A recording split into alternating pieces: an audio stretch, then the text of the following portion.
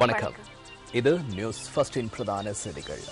உங்களோடு இணைந்து கொள்வோர் சந்திரிகா ஆறுமுகம், ஜெஃப்ரி ஜெபதார்ஷன். இன்றைய விரிவான செய்திகளுக்கு செல்லும் முன்னர் முதலில் தலைப்புச் செய்திகள்.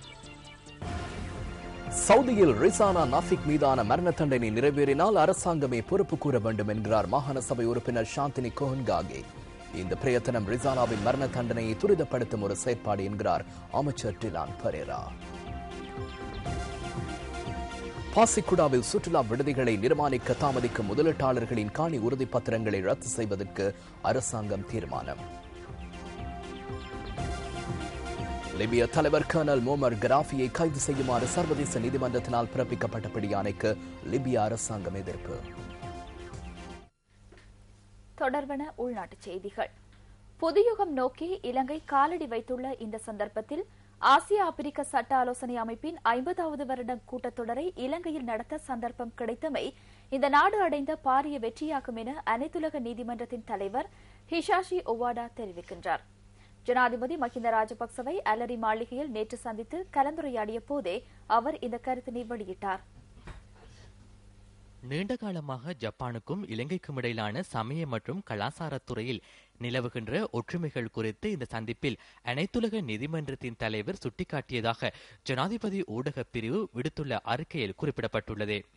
2004ஆம் ஆண்டில் இலங்கை எதிர்நோக்கிய ஆழிப்பேரலை அனர்த்தத்தின் போது ஜப்பான் வழங்கிய ஒத்துழைப்புகளுக்கு அனைத்துலக நீதிமன்றத்தின் தலைவரிடம் ஜனாதிபதி நன்றி தெரிவித்துள்ளார். பிரதம நீதியரசர் ஷிராணி பண்டாரநாயக்க மற்றும் வெளிவிவகார அமைச்சர் பேராசிரியர் GL பீரிஸ் உள்ளிட்ட சிலரும் இந்த சந்திப்பின் போது கலந்து கொண்டிருந்தனர். இதேவேளை ஜனாதிபதி மஹிந்த ராஜபக்சவுக்கும் ஊடக அமைப்புகளின் தலைமை அதிகாரிகளுக்கும் இடையிலான சந்திப்பொன்று இன்று முற்பகல் நடைபெற்றது. அலரி மாளிகையில் இந்த சந்திப்பு இடம்பெற்றுள்ளது. பலவந்தமாக சேவையில் ஈடுபடுத்துதல், பாலியல் தொழிலில் ஈடுபடுத்துதல் போன்ற விடயங்களுக்காக ஆண், பெண் மற்றும் சிறுவர்களை விநியோகிக்கும் கேந்திர அமைவிடமாக இலங்கை மாறியுள்ளது என அமெரிக்க ராஜாங்க திணைக்களம் தெரிவித்துள்ளது. ஆட்கடத்தல்கள் தொடர்பான 2011ஆம் ஆண்டிற்கான தனது அறிக்கையில் அமெரிக்க ராஜாங்க திணைக்களம் இந்த தகவலை வெளியிட்டுள்ளது. அமெரிக்க ராஜாங்க திணைக்களம் வெளியிட்டுள்ள அறிக்கையின் பிரகாரம் அவதானத்துடன் கூடிய நிலையிலிருந்து விடுபட்ட சிறந்த நாடுகளின் வரிசையில் இலங்கை உள்ளடக்கப்பட்டுள்ளது. ஆட்கடத்தல்களுக்கு இலக்கானவர்களின் பாதுகாப்பு கருதி போதுமான அளவு நடவடிக்கைகள் மேற்கொள்ளப்படவில்லை என்ற நியமங்களின் அடிப்படையில் இலங்கை உட்பட மேலும் 2 நாடுகள் இந்த வரிசையில் உள்ளடக்கப்பட்டுள்ளன. எவ்வாறாயினும் இந்த நிலைமையினை எதிர்நோக்கியுள்ளவர்களின் பாதுகாப்பிற்காக இலங்கை பிரயத்தனங்களை மேற்கொண்டு வருவதாகவும் அந்த அறிக்கையில் குறிப்பிடப்பட்டுள்ளது. இதேவேளை ஆட்கடத்தல்களை தடுத்து நிறுத்தும் செயற்பாடுகளில் இலங்கை அரசாங்கம் முன்னேற்றகரமான நடவடிக்கைகளை மேற்கொண்டுள்ளதாக அமெரிக்க ராஜாங்க திணைக்களத்தின் அறிக்கை தொடர்பில் இலங்கைக்கான அமெரிக்க தூதுவர் பட்ரிசியா புட்டனஸ் கருத்து வெளியிட்டுள்ளார். சவுதி அரேபியாவில் மரண தண்டனை விதிக்கப்பட்டுள்ள ரிசானா நாஃபிக்கை காப்பாற்றுவதற்கு சர்வதேசத்தின் உதவியை பெற்றுக் கொள்ள உள்ளதாக ஐக்கிய தேசிய கட்சியின் பாராளுமன்ற உறுப்பினர் ரஞ்சன் ராமநாயக்க தெரிவிக்கின்றார். ரிசானா நாஃபிக்கை விடுதலை செய்யுமாறு கோரி இன்று நடைபெற்ற ஆர்ப்பாட்டத்தின் போதே பாராளுமன்ற உறுப்பினர் இவ்வாறு கூறினார். கொழும்பில் உள்ள சவுதி அரேபிய தூதுவர் ஆலயம் ஒன்றில் இந்த ஆர்ப்பாட்டம் நடைபெற்றது.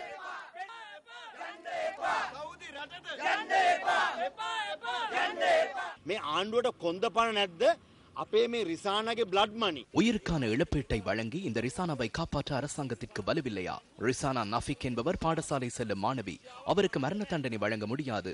முகவர் நிலையமும் அரசாங்கமும் இணைந்து அவரின் உருவத்தினையும் வயதையும் மாற்றியுள்ளனர். அதனால் எவரோ செய்த குற்றத்திற்கு இந்த பிள்ளையை தண்டிக்க இடமளிக்க முடியாது. இது தொடர்பில் அரசுக்கும் அமைச்சருக்கும் அறிவிக்கப்பட்டுள்ளது. அமைச்சுக்கும் கடிதம் ஒன்று வழங்கப்பட்டுள்ளது. சர்வதேச மன்னிப்பு சபைக்கும் அறிவிக்கப்பட்டுள்ளது. சவுதி மன்னருக்கும் அவரது மகனுக்கும் கடிதம் அனுப்பப்பட்டுள்ளது. அதனால் எவ்வித பயனும் இல்லை என்றால் இலங்கை அரசாங்கத்திற்கும் வலுவில்லை என்பதால் நாம் சர்வதேசத்திற்கு செல்ல தீர்மானித்துள்ளோம். இதேவேளை இன்று நடைபெற்ற ஐக்கிய தேசிய கட்சியின் ஊடகவியலாளர் சந்திப்பின் போது மத்திய மாகாண சபை உறுப்பினர் ஷாந்தினி கோஹன்காகே இது தொடர்பில் கருத்து வெளியிட்டார். அவருக்கு சிரச்சேதம் செய்ய உள்ளதாக சவுதி அரேபிய அரசாங்கம் தீர்மானித்துள்ள விடயத்தை நேற்று மாலையே நான் அறிந்து கொண்டேன். ரிசானா நாவிக்கிற்கு வழங்க தீர்மானிக்கப்பட்டுள்ள மரண தண்டனையை ஜனாதிபதி மஹிந்த ராஜபக்சவின் வேண்டுகோளுக்கு அமைய சவுதி அரசாங்கம் இடைநிறுத்தியுள்ளதாக வெளிநாட்டு வேலைவாய்ப்பு ஊக்குவிப்பு அமைச்சர் டிலான் பெரேரா பாராளுமன்றத்தில் கூறினார். அப்படியென்றால் அமைச்சர் டிலான் பெரேரா எந்த அடிப்படையில் அதனை கூறினார்? ரிசானாவிற்கு மரண தண்டனை வழங்கப்படுமாயின் அதற்கு இந்த அரசாங்கம் பொறுப்பு கூற வேண்டும். ரிசானாவை காப்பாற்ற நாம் செயற்படுவோம். டிசம்பர் மாதம் அமைச்சர் டிலான் பெரேரா கூறியதை அடுத்து நாம் எமது நடவடிக்கைகளை நிறுத்திவிட்டோம். இந்த நடவடிக்கை இடைநிறுத்தப்பட்டது.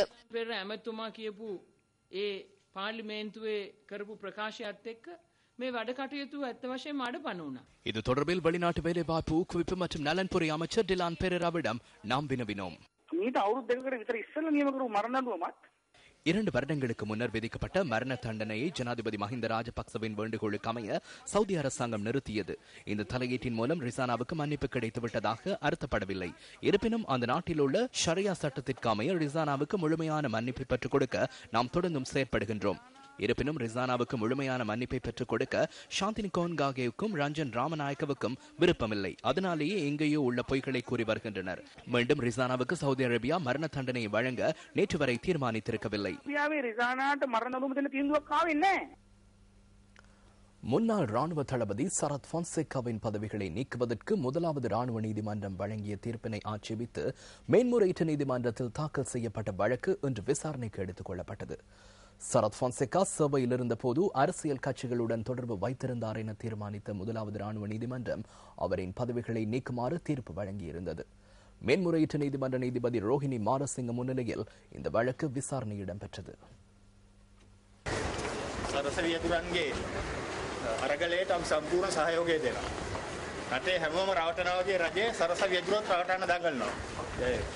தற்போதைய இராணுவ தளபதி முதலாம் இராணுவ நீதிமன்றத்தின் நீதிபதிகள், வழக்காடு நீதிமன்ற நீதிபதி மற்றும் சட்டமாதிபர் ஆகியோர் இந்த மனுவில் பிரதிவாதிகளாக குறிப்பிடப்பட்டுள்ளனர்.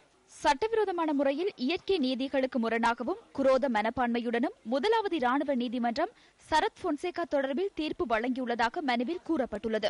இராணுவ நீதிமன்றத்தின் தீர்ப்பினை உறுதிக்கோள் எழுத்தாணை மூலம் ரத்து செய்யுமாறும் மனுவில் கோரிக்கை விடுக்கப்பட்டுள்ளது. இந்த மேன்முறையீடு தொடர்பில் பிரதிவாதிகள் தரப்பினால் முன்வைக்கப்பட்டுள்ள ஆட்சேபனைக்கு சரத் பொன்சேகா இன்று மறு ஆட்சேபனையை தாக்கல் செய்தார். இதனை அடுத்து இந்த மனு தொடர்பான விசாரணை ஜூலை மாதம் 5ஆம் தேதிக்கு ஒத்திவைக்கப்பட்டது. அடுத்த 5 வருடங்களில் கல்வித்துறையில் முக்கிய பல மாற்றங்களை ஏற்படுத்த உள்ளதாக உயர்கல்வி அமைச்சர் எஸ்.பி. திசாநாயக்க தெரிவிக்கின்றார். அனுராதபுரத்தில் தலைமைத்துவ பயிற்சி பெறும் பல்கலைக்கழக மாணவர்களை சந்தித்த போதே அமைச்சர் இதனை குறிப்பிட்டார். அனுராதபுரம் பகலகம போலீஸ் பயிற்சி கல்லூரியில் நடைபெறும் தலைமைத்துவ பயிற்சி பட்டறையின் 2ஆம் கட்டம் இன்று ஆரம்பமானது. இந்த நிகழ்வில் உயர்கல்வி அமைச்சரும் கலந்து கொண்டிருந்தார்.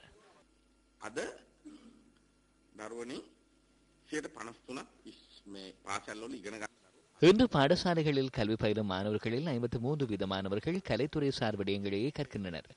4 வருடங்களில் கலைத்துறையில் கல்வி பயிலும் மாணவர்களின் எண்ணிக்கையை 20% குறைக்க உள்ளோம். 20% ஈடுபாடு காட்டும் விஞ்ஞானத்துறையை 50% உயர்த்துவோம்.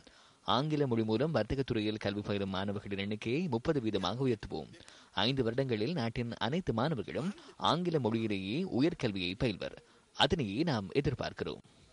අවුරුදු 5කින් අපි හිතන්නේ ලංකාවේ සියලුම උසස් පෙළ දරුවන් අධ්‍යාපනය ලබන්නේ ඉංග්‍රීසියෙන්. செய்திகள் தொடர்கின்றன.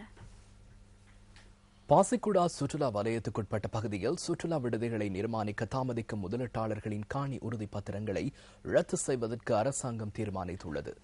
நேற்றைய தினம் அந்த பகுதிக்கு விஜயம் ஒன்றை மேற்கொண்ட பொருளாதார அபிவிருத்தி பிரதி அமைச்சர் லக்ஷ்மணி அபாபேவர்தன இதனை குறிப்பிட்டார்.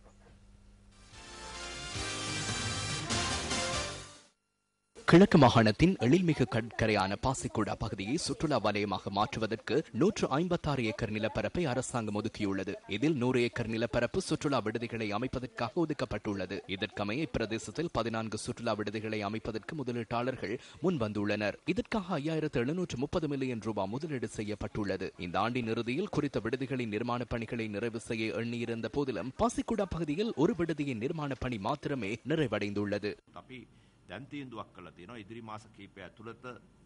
இந்த விடுதிகள் நிர்மாண பணிகள் எதிர்வரும் சில மாதங்களில் ஆரம்பிக்கப்படாத பட்சத்தில் அந்த இடங்களின் உரிமையை ரத்து செய்வதற்கு நாங்கள் தீர்மானித்துள்ளோம். எதிர்வரும் டிசம்பர் மாதம் இறுதியில் 5 விடுதிகளின் நிர்மாண பணிகளை பூர்த்தி செய்ய முடியும் என நாங்கள் நம்புகின்றோம். எனினும் டிசம்பர் மாத இறுதியில் அனைத்து விடுதிகளையும் நிர்மாணித்து முடிப்பது எமது இலக்காக உள்ளது.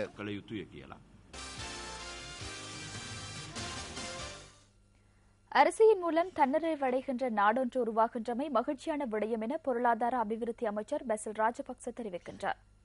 புலனறுவையில் இன்று இடம்பெற்ற வைபவம் ஒன்றில் கலந்து கொண்டு உரையாற்றும் போதே அவர் இதனை குறிப்பிட்டார்.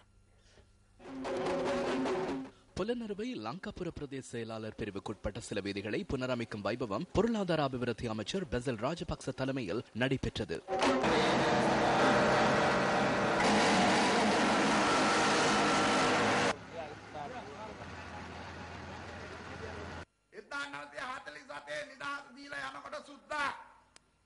இருபத்தையாயிரம் ஆண்டுகளாக அரசியல் தன்னிறைவு அடைந்திருந்த நமது நாட்டிற்கு 1948 ஆண்டு வெள்ளையர்கள் சுதந்திரத்தை வழங்கி செல்லும் போது வெளிநாடுகளிலிருந்து 45 அல்லது 46 வீதமான அரிசியை இறக்குமதி செய்யும் நிலை ஏற்பட்டது. ஜனாதிபதி 350 ரூபாவிற்கு மானிய விலையில் உரத்தினை வழங்கி அரசியல் தன்னிறைவை ஏற்படுத்தினார். எமது விவசாயிகள் தற்போது அரிசி உற்பத்தியில் 117 வீதமான தன்னிறைவை அடையும் நிலையை உருவாக்கியுள்ளனர்.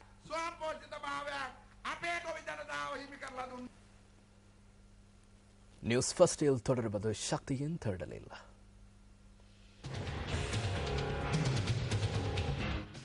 பயிர்களின் செழிப்பிலேயே உழவர்களின் வாழ்வின் செழுமை தங்கியுள்ளது. உரிய காலத்தில் பயிர்களுக்கு தேவையான நீர் குறைவின்றி வழங்கப்படுகின்ற போதே வேளாண்மையின் முழு பலனையும் விவசாயிகள் பெறுகின்றனர். எனினும் மட்டக்களப்பு மாவட்டத்தின் வாகனேரி நீர்ப்பாசன திட்டத்தினை நம்பி வாழும் விவசாயிகளின் வயல் நிலங்கள் நீரின்றி வறண்டு தரிசாக மாறி வரும் காட்சியே இது. கடந்த 5 மாதங்களுக்கு மேலாக வாகனேரி நீர்ப்பாசன திட்டம் கைவிடப்பட்டுள்ளதால் சுமார் 10,000 ஏக்கர் விளை நிலப்பரப்பு அழிவடையும் அபாய நிலை தோன்றியுள்ளதாக விவசாயிகள் அங்கலாய்க்கின்றனர். இந்நிலையில் முள்ளியவட்டான், அடம்படிவட்டை, ஒட்டுவழி, கள்ளிமடு, பருத்திச்சேனை, மக்கிரான், மதுரங்கேணி, சூடுபத்தினசேனை மற்றும் கஞ்சான்வெளி ஆகிய பிரதேசங்களில் உள்ள விளைநிலங்கள் நீர்ப்பாசனமின்றி அழிவடைந்துள்ளன. 2009 ஆண்டு வறட்சியினாலும் 2010 ஆண்டு வெள்ளத்தினாலும் பாதிக்கப்பட்ட தமது சிறுபோக வேளாண்மை இம்முறை நீரின்றி அழிவடைந்து வருவதாகவும் விவசாயிகள் கவலை தெரிவிக்கின்றனர். முந்தின போகம் மட்டும் செஞ்சு தண்ணி இல்லாமல் செஞ்சு புறவோர் போவோம் வெள்ளத்தால் அழிஞ்சிச்சு திருப்பி காலை வெள்ளாமல் செஞ்சு தண்ணி இல்லாத பிரச்சனையில நாங்கள் இருந்துகிட்டு இருக்கோம். குளத்தில் தண்ணி திறந்தாரன்றாங்க, அது தண்ணியும் இல்லை, குளமும் காஞ்சி வைது. இப்போ எங்களுக்கு இந்த கிழமைக்கு தண்ணி தராட்டி அது எங்களுக்கு பலன் இல்லை. கடன் செஞ்சுக்கிற வெள்ளாமை கடன் கட்டை எங்கள்கிட்ட இது இல்லை. 3 கட்டங்களில் சிறுபோக வேளாண்மைக்கான நீர் வாகனேரி நீர்ப்பாசன திட்டத்தின் ஊடாக விநியோகிக்கப்படும் என அதிகாரிகள் வழங்கிய வாக்குறுதிகள் இன்று வரை ஏன் செயற்படுத்தவில்லை என மக்கள் கேள்வி எழுப்புகின்றனர். கிரான்ல எங்களுக்கு கூட்டம் மட்டும் வச்சாங்க. அதுக்கு நாங்கள் எல்லாம் போயிருந்தோம். அப்போ அவங்க 3 கட்டத்தில் அந்த தண்ணியை தாரன்னு சொன்ன எங்களுக்கு இந்த அதிகாரிமாரு. அப்போ கடைசியில் அந்த தண்ணி வரல. மகாவலி தண்ணி வந்தாலும் ஒரு 2-3 தடவை எங்களுக்கு தண்ணியை திறந்து எங்களோட தொழிலை இந்த தரத்து தொழிலாவது காப்பாற்றி தரும்படி மிச்சம் உதவியாக கேட்டுக்கொள்கிறோம். சிரமங்களுக்கு மத்தியில் கடன் பெற்று வேளாண்மை செய்த இவர்களின் விளைநிலங்கள் தொடர்ந்தும் நீரின்றி சருகாவதை அதிகாரிகள் அனுமதிக்கலாமா? கிழக்கு மாகாண முதலமைச்சரே, இது உங்களின் கவனத்துக்கு.